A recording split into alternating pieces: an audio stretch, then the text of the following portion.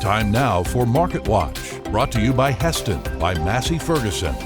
The overall economy is beginning to improve after the COVID-19 pandemic, and we're all hoping that leads to profitable cattle markets this summer. Joining us now to talk more on this topic is Duane Lenz with CattleFax. Duane, how are the markets looking for cow-calf producers, particularly as we look ahead in this year? Bit of a mixed bag, Kevin. You know, we're comparing back to a year ago, and a year ago right now is very tough. We couldn't get cattle dead. Yeah. We couldn't get cattle in the feed yard. So that said, prices are better than they were a year ago. Now on the other side of the spectrum, you know, beef prices are high. Are we getting all we could? For calf prices, probably not. But high corn prices, losses in feedlots are limiting us. Looking ahead seasonally, you should move higher into summer. Everybody gets turned down on grass. There's not many offerings out there. We expect prices to move higher from here into summer. That's good news. And let's turn our attention to cattle feeders. They've had their own challenges. What does the outlook look like for them? Well, a little bit different. Losing money. Yeah. The basis is favorable. In other words, the futures market's under the live cattle market, so people are hedged, want to sell cattle as quick as they can. Sure. Corn is high. In a lot of instances, it takes more money to feed them than if you just sell them right now. So you're trying to sell cattle as quick as you can to shut off the feed bill. 8 out of 10 years, the market moves lower from April into summer. Okay. Really no reason to fade that seasonal trend this year. So we think we soften up a little bit here over the next 60 days, try to find the market low here early to midsummer. You talked about summer grazing. It's a hot topic. There's a lot of the country under a terrible drought right now. What do moistures look like, and what does that portend for cow-calf producers and stockers? Yeah, it's a bit mixed. There's some really wet pockets. There's some dry pockets. You get here in Intermountain West and West, it's fairly dry. Southeast is pretty wet in spots. Central Texas, extremely wet. North Plains, a mix. But overall, you know, we should have enough to get us into grazing season now.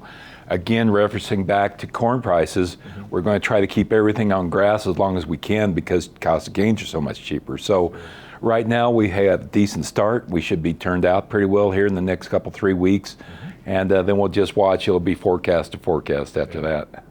The real bright spot, it appears to me, is that restaurants are starting to open up, at least here in Colorado and so forth. And as we look to the summer, what might that mean for the beef complex? Yeah, beef demand continues to be excellent, you know, both domestically and internationally. I mean, it's just super. This year's going to be a different summer than last year. You know, last year everybody stayed home, got on the deck, grilled a steak. Right. This year they might load up that old station wagon, you know. That's right. Take the kids to see grandma and the rest of the relatives. So that mixes it up a little bit because when you're on the road, you know, it tends to be quicker stops and you're not going to go to a high-end restaurant with the family more often. Sure. Now that said, business travel is picking up. Yeah. And when you have a nice customer in, you want to take them to a high-end restaurant, you want to get them a steak. So that end of it's going to be good. So overall, demand's going to stay good. We can change the mix a little bit for what we are demanding this summer as far as cuts of beef. Beef demand looks great. You know, we had some real processing issues last year, and at one level, it's very impressive how resilient that segment of the industry is and how quickly it was able to retool and come online. On the other hand, I hear some challenges even as we speak now, whether it be labor and otherwise, of getting cattle through the harvesting facility. What is your take on the whole processing capacity and throughput in our industry? Yeah, like you said, it's picked up greatly from where we were. That said, we're still not back to full capacity. There's still some spacing issues going on in plants. And it's hard to get, and it's not just the cattle and beef industry, a lot of industries, it's hard to get people in on a consistent basis for labor.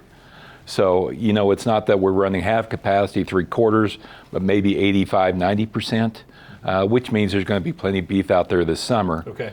But it also means that it's a struggle every day for a packer to put through everything that they want to, and it creates a bit of a backlog at times in feed yards. So wrap this all together for us. Lots of variables out there, lots of uncertainties. What advice do you have in terms of developing a marketing plan for the next 6 months or so? We want to be patient. Okay. We really like what we see coming in the fourth quarter as far as these markets because supplies are dropping. Demand is and will remain excellent. So we're telling our folks, keep an eye on corn, especially for feeder cattle and calves, because that's the thing that can upset the apple cart here. Okay. But absent that, we think that the market's going to move higher in all segments of the industry as we move through summer and then into fall. So be a little bit patient. You know, if you get a chance for profitability, always got to take a look at it in this business. Right. But other than that, let's just kind of watch and let the thing develop here for a minute. Very good. Well, boy, never a more important time to understand that information and have advice from folks that track it every day like you folks at CattleFax. Thanks for coming today. Thanks for having me. CattleFax provides you with the tools you need to make more profitable decisions. If you're looking for beef industry research, information, and analysis, then visit the website cattlefax.com.